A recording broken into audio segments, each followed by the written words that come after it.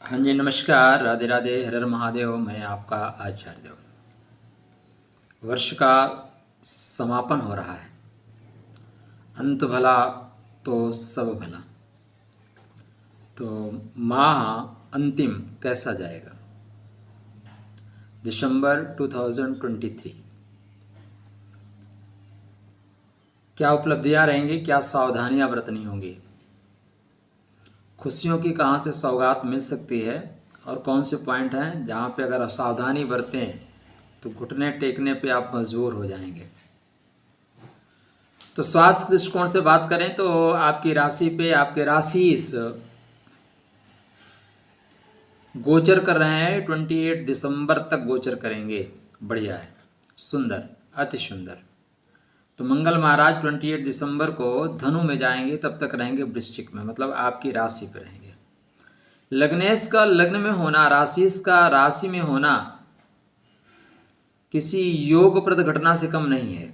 मतलब आप अपने घर में हैं, आप अपने ऑफिस में हैं, तो चीज़ों को संभाल ले जाएंगे।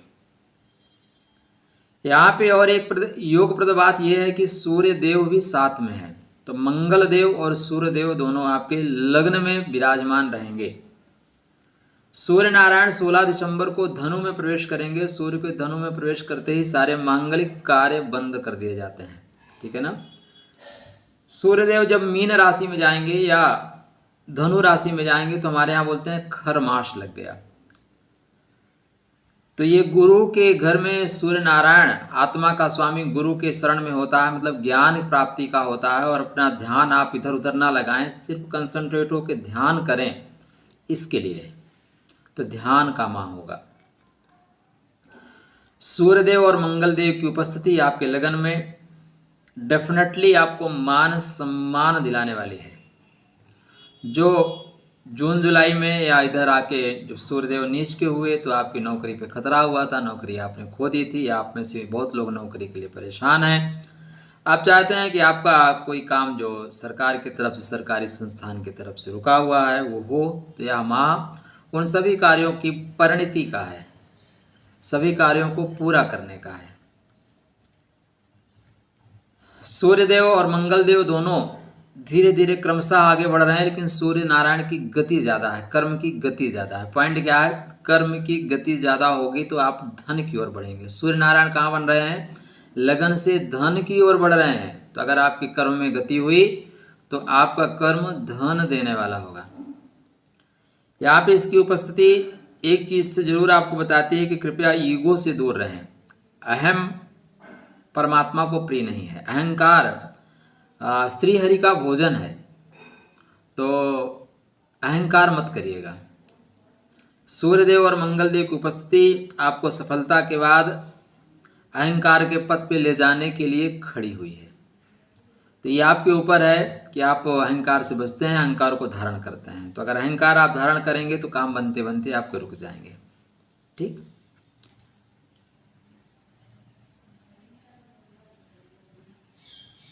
गुरु महाराज की स्थिति देखें तो गुरु महाराज अभी आपके वक्री ही हैं, लेकिन वो शुक्र नारायण के, शुक्र देव के नक्षत्र भरणी नक्षत्र में वक्री हैं। आपका प्रेम वापस आ रहा है, प्रेम वापस आने की स्थिति में है। जो बिछड़ा हुआ साथी है वो वापस आने की स्थिति में है। तो बिछड़े हुए प्रेम की प्राप्ति के योग बन रहे हैं। और वर्ष में अगर आपको कोई बिछड़ा हुआ दोस्त आपको मिल जाए तो वर्ष का समापन बेहतर माना जाएगा। ठीक है ना, बेहतर होगा। शुक्र महाराज आपके कुंडली में आपके व्यापार के स्वामी हैं, विदेश के स्वामी हैं, और ये तुला में रहेंगे। तुला मतलब द्वादश भाव, 25 दिसंबर तक रहेंगे। सीधा सा मतलब है विदेश से लाभ होगा। आप विदेश में बैठे हैं तो वहाँ से लाभ प्राप्त कर रहे हैं। आप विदेश जाने की तैयारी में हैं, आप वीज़ा वगैरह ढूंढ रहे हैं, तो यहाँ पे आपको विदेश से लाभ, विदेश में लाभ। अब विदेश कितने लोग जाते हैं? परसेंटेज में देखें तो 1% लोग, 2% लोग जाते हैं। शेष 98% लोग क्या करेंगे? तो 98% लोग अपने घर से दूर जाके काम करेंगे, और घर से दूर जाके काम करने में आपको लाभ है। व्यापार के लिए आपको बाहर निकलना पड़ेगा, 2 पैसे कमाने के लिए बाहर निकलना पड़ेगा। तो यह समय बाहर जाके अपने पाँव पसारने के हैं। तो पाँव पसारिए, सफलता आपको डेफिनेटली मिलेगी, क्योंकि सप्तम भाव का स्वामी स्वग्रही मूल त्रिकोण राशि में, यद्यपि द्वादश भाव में है, लेकिन शास्त्रकार कहते हैं कि द्वितीयेश और द्वादशेश सदैव अपने दूसरी राशि का फल देंगे। अतः इस सिद्धांत के अनुसार यहाँ पे शुक्रदेव आपके व्यापार को विदेश तक ले जाएंगे, ठीक है ना, विदेश से आपको व्यापार करवाएंगे। तो आपके लिए लाभकारी योग बन रहा है। आपकी कुंडली में शनि महाराज मार्गी हो चुके हैं, और शनि महाराज धनिष्ठा नक्षत्र से सतविसा नक्षत्र में प्रवेश कर चुके हैं। सतविसा षड्यंत्र का नक्षत्र है। षड्यंत्र को मुंह तोड़ जवाब देने का नक्षत्र, आप क्यों कह लें।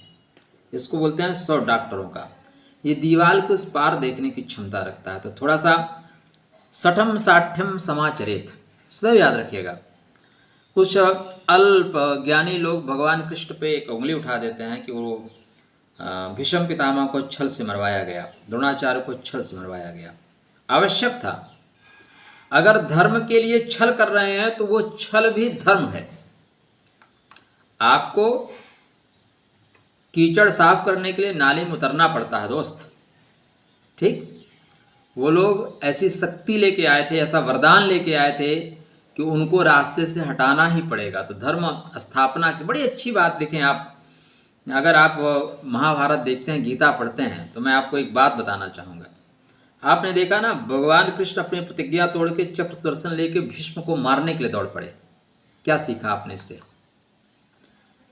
आपको धर्म की रक्षा के लिए आपकी प्रतिज्ञा का कोई मोल नहीं है।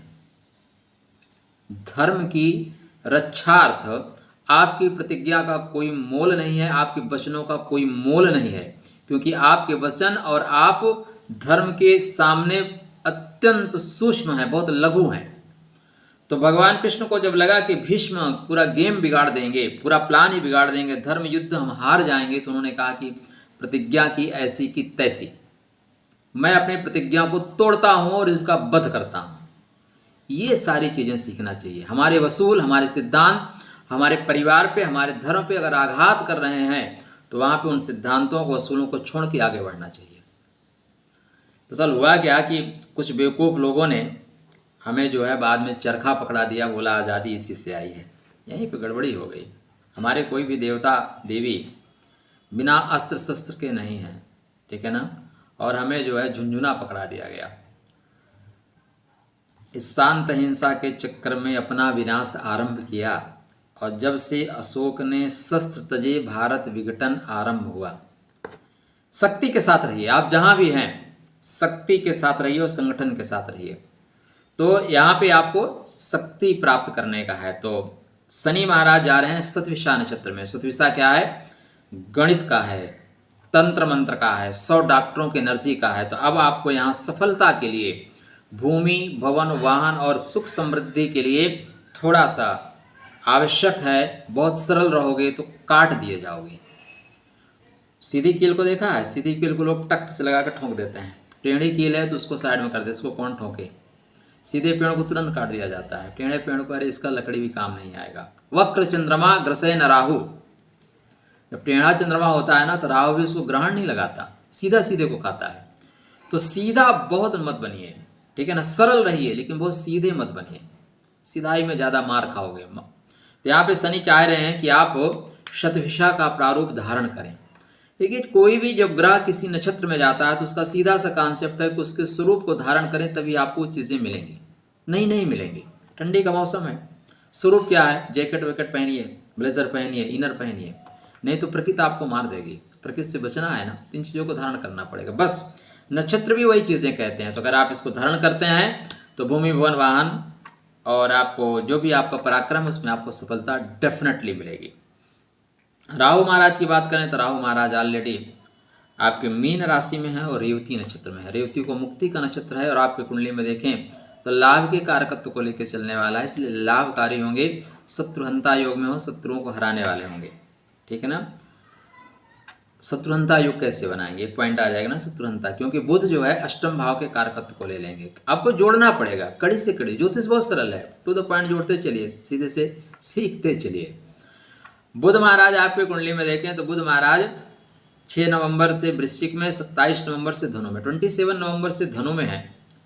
तो फिर ये यहाँ पे वक्री भी होंगे, तो धनु और वृश्चिक का प्रभाव रहेगा। तो यहाँ पे आपके लाभकारी हैं, क्योंकि धन का स्वामी लाभ के घर में और धन का स्वामी लगन में, तो हर तरह से लाभकारी आपके लिए होंगे।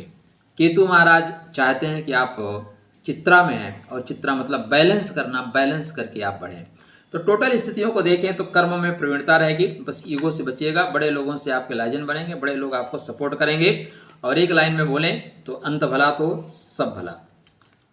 दिसंबर 2023 सबको समाप्त करके एक सुखद लंबी सांस लेते हुए सुखद एहसास का माह होगा आपके लिए। लेकिन क्योंकि मंगल आपके कर्म के स्वामी हैं, मंगल आपके लगन के स्वामी हैं, सूर्य नारायण कर्म के स्वामी हैं, तो कर्म पथ पर आगे बढ़ के ही आपको भाग्य पथ का दर्शन होगा। तो उत्तिष्ठ जागृत, उठिए जागे। मंगल देव लगन में है और सुंदर फल देने की ओर कृत संकल्प है। सूर्य नारायण लगन में हैं, 17 तारीख से चले जाएंगे गुरु के धनु राशि में। धनु मतलब गुरु का मूल तत्व, तो मूल तत्वों को पकड़ने का समय है, मूल ज्ञान को पकड़ने का समय है। मूल ज्ञान को पकड़िए और राधे राधे करते रहिए। बिल्कुल परेशान नहीं होना है, इस माह में सब कुछ बेहतर होता हुआ दिखाई दे रहा है, और आपके लिए बेहतर हो ऐसी हमारी मंगलमय शुभकामना आपके लिए।